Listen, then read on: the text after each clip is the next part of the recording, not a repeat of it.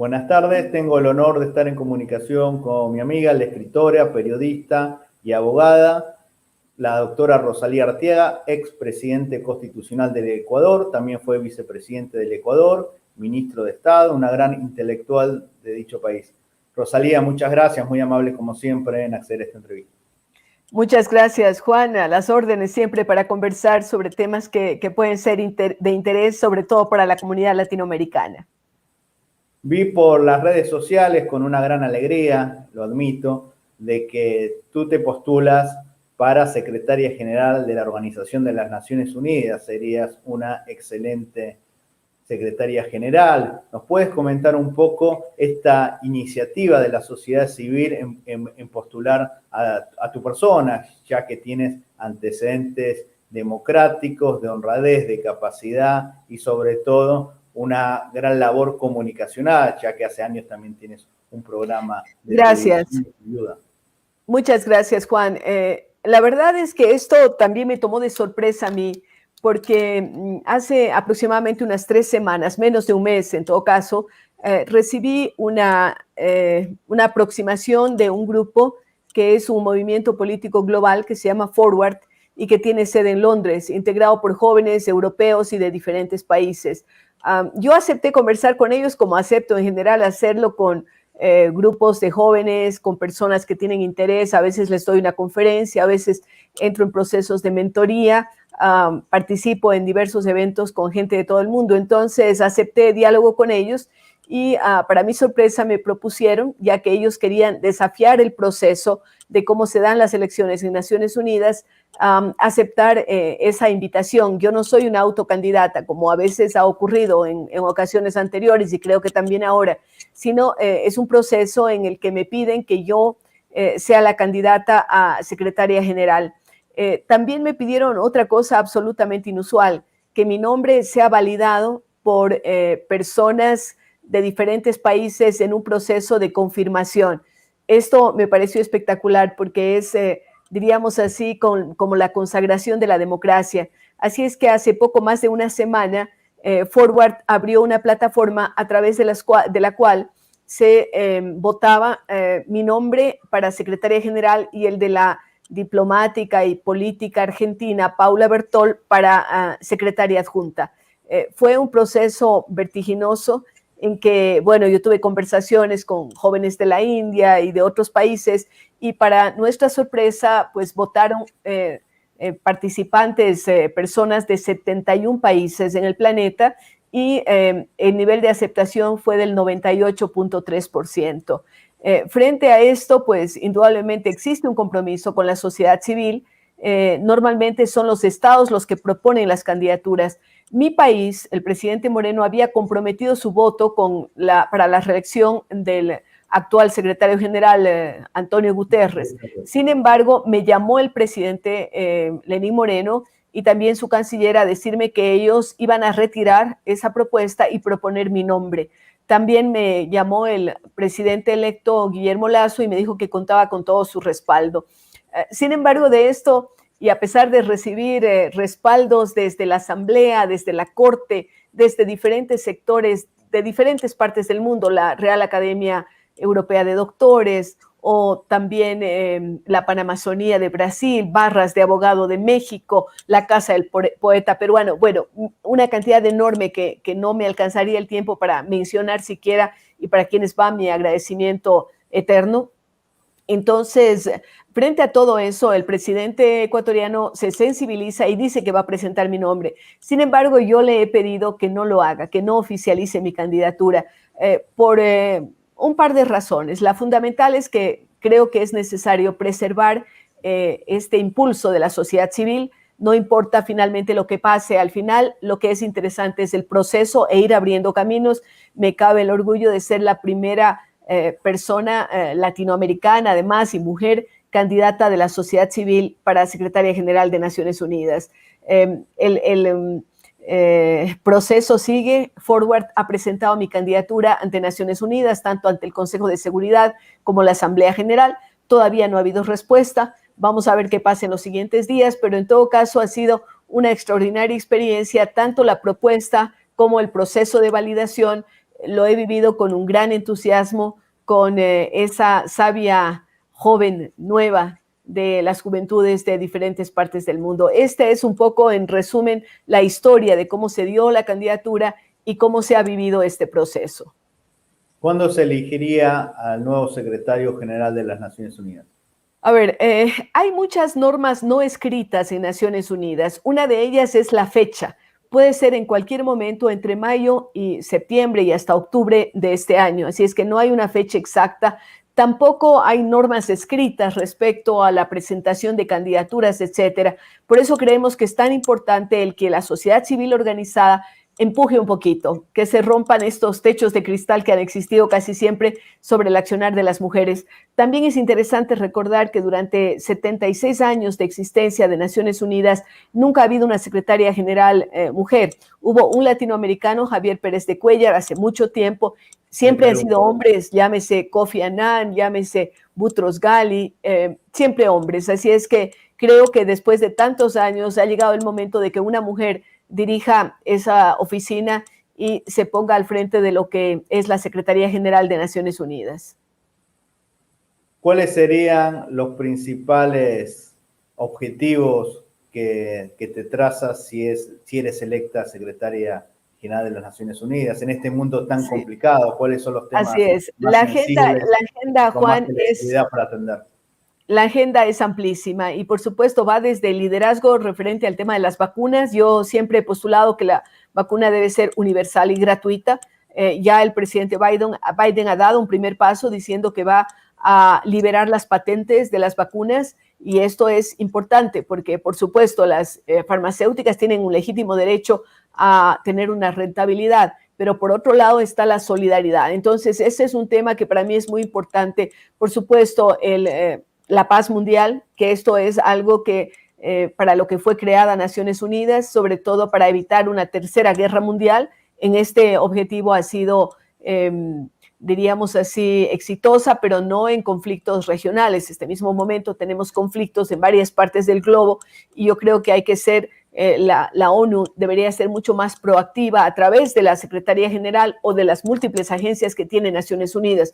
Otro tema importantísimo es cambio climático, seguridad alimentaria, temas que tienen que ver con la migración, derechos humanos. Es decir, hay una serie de temas que son ya parte de la agenda, pero que tienen que ser profundizados y tal vez allí deberíamos poner miradas y visiones diferentes como las que las mujeres podemos tener, que además lo sabemos ya, y eso lo saben hombres y mujeres, nosotros tenemos más habilidad de multitasking, de ser simultáneas y abordar simultáneamente varios problemas y no solo uno a la vez, como decía hace tanto tiempo Winston Churchill, cuando en la Segunda Guerra Mundial les decía a sus colaboradores que no le lleguen con todos los problemas, y él decía one hell at a time, ¿no? Un infierno al tiempo. Las mujeres hemos aprendido que podemos hacer varias cosas y por lo tanto tener acciones positivas en relación inclusive a tratar de mirar varios temas vinculándolos de tal manera que podamos llegar a soluciones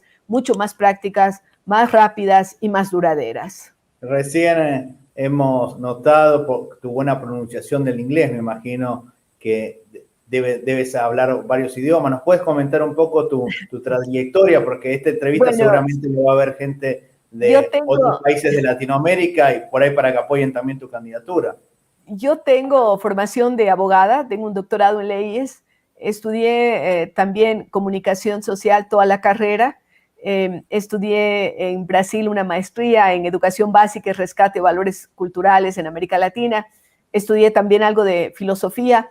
Hace poco, el año pasado, saqué un diploma de tutor en línea para poder dar clases en línea. Lo acabo de hacer a mi edad, pues decidí regresar a la universidad porque lo consideraba algo necesario.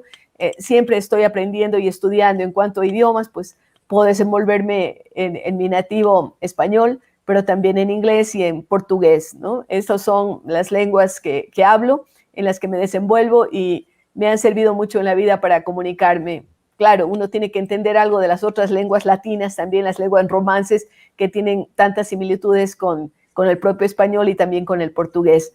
Pero estas son las lenguas y hemos visto que el inglés indudablemente es una lengua que le sirve a uno en cualquier parte del mundo. También escribiste libros, ¿nos puedes comentar los títulos de los mismos? Tengo varios libros publicados justamente durante la pandemia.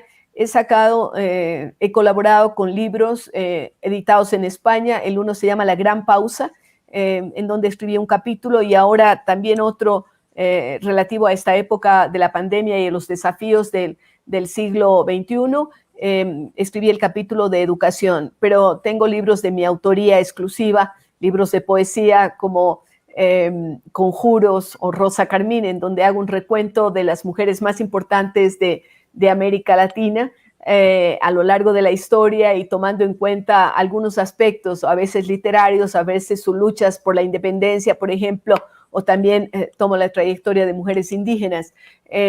Luego tengo un libro de prosa poética que es el más conocido mío y que ha sido traducido a varios idiomas, inclusive el chino, el italiano, el inglés, bueno, el braille, varios idiomas.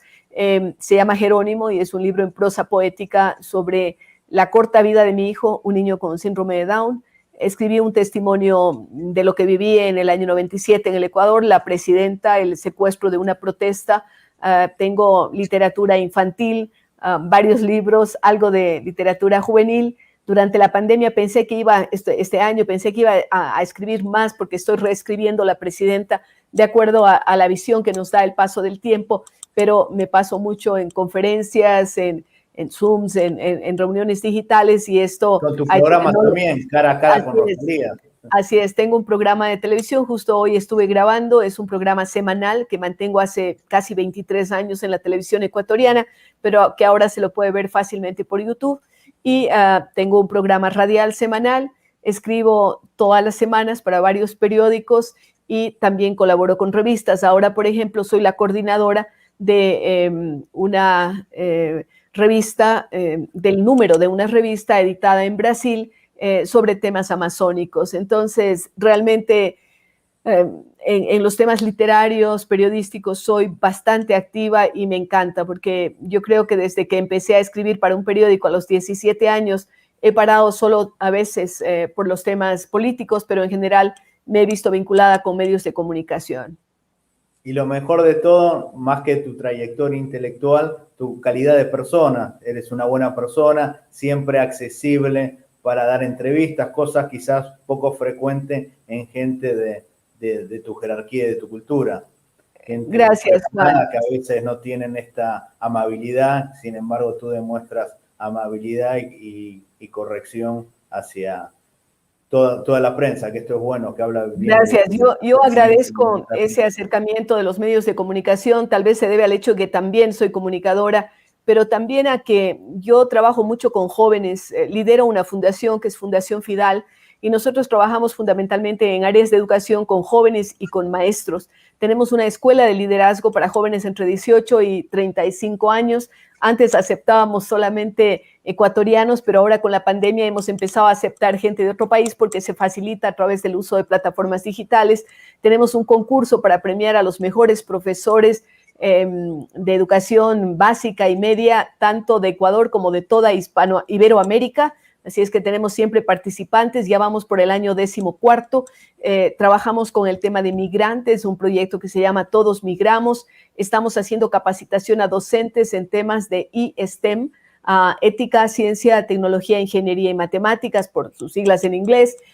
Trabajamos también temas que tienen que ver con la contención emocional a través de Mapas de Vida, que es un proyecto que nació en la pandemia, pero que ha tenido gran acogida. Cada 15 días estamos haciendo un screening, diríamos así, que permite que la gente se conecte a través de redes sociales o también del Zoom, y esto ha traído alivio a muchos sectores, fundamentalmente de maestros. Entonces, decía, yo creo que además el hecho de haber ocupado una posición, una dignidad, a uno tiene que volverle más humano, más humilde, con las condiciones que realmente son características de los seres humanos y que tienen que ver con ser accesible, agradecer por los dones que la vida nos ha dado y también estar dispuesta a dialogar.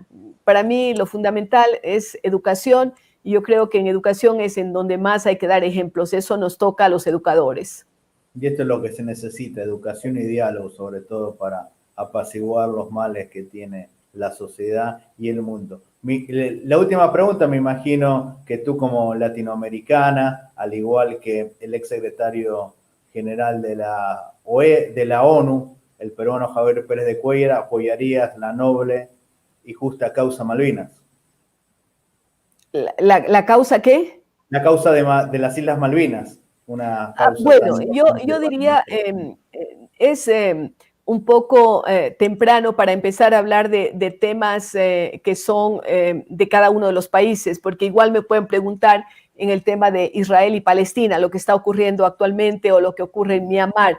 Entonces, yo en general estoy evitando pronunciarme sobre temas específicos precisamente por estar inmersa en este tema, pero siempre, por supuesto, América Latina es mi continente, ¿no? Y las causas latinoamericanas siempre encontrarán en mí una defensora, igual que todo lo que tiene que ver con derechos humanos, lo que tiene que ver con la insurgencia de la sociedad civil, que es tan importante. Si proponen de secretaria general adjunta a Paula Bertol, que es argentina, me imagino que ustedes impulsarán. Sí, ella está en esa posición y por supuesto, pues tenemos que conversar muchísimo. Muchísimas gracias, Rosalía, muy amable como siempre. Gracias. Ojalá También sea la próxima secretaria general de la ONU. Vamos a ver qué pasa. Ya el proceso ha sido un premio a estas alturas de mi vida. Gracias, Juan, y a todos quienes me están escuchando. Para más información sobre la actualidad de nuestra región, por favor, suscríbanse a mi canal de YouTube.